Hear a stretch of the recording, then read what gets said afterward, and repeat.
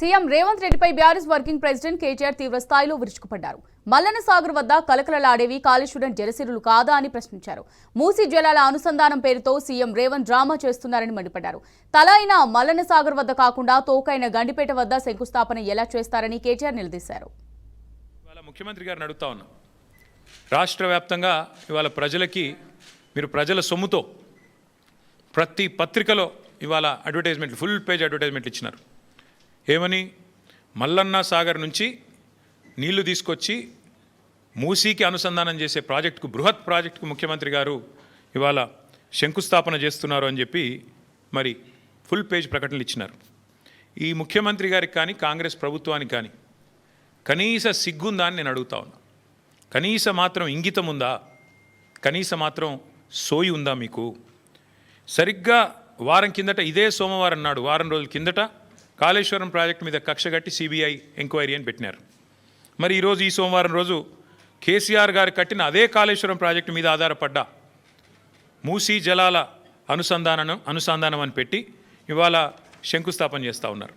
ఇక్కడ విచిత్రం ఏంటంటే, కాకపోతే ఎవరైనా మనిషి జ్ఞానం ఉన్నవాడైతే తల దగ్గర శంకుస్థాపన చేస్తారు. తల దగ్గర చేస్తారు. ఎక్కడైతే నీళ్లు ఉన్నాయో, ఎక్కడి నుంచి అయితే నీళ్లు తేవాలనుకుంటున్నారో అక్కడ శంకుస్థాపన చేస్తారు. కేవలం తలా తోక లేని వాళ్ళే తోక దగ్గర చేస్తారు.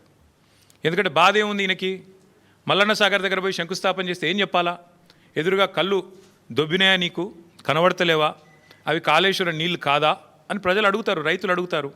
ఇవి కాళేశ్వరంలో వచ్చిన నీళ్లు కావా అని సోయినవాడు ఎవడైనా అడుగుతాడు, మీడియా అడుగుతుంది, అందరూ అడుగుతారు. సమాధానం చెప్పలేరు. ఎందుకంటే కాళేశ్వరం కొట్టుకపోయింది, కాళేశ్వరం ఇదయింది అదయింది అని దిక్కుమాలిన మాటలు మాట్లాడిందే మీరు. కాబట్టి ఏం చేయాలా? తలా తోక లేని సన్నాసులు చేసే పని ఏదైతే చేయాలో తోక దగ్గర చేస్తున్నాడు ప్రారంభోత్సవం. తల దగ్గర చేయకుండా, మల్లన్న సాగర్ దగ్గర కాకుండా తోక దగ్గర, అంటే గండిపేట దగ్గర చేసే ప్రయత్నం చేస్తూ ఉన్నారు. ఎందుకు? మీ అబద్ధాలను కప్పిపుచ్చుకోవడానికి.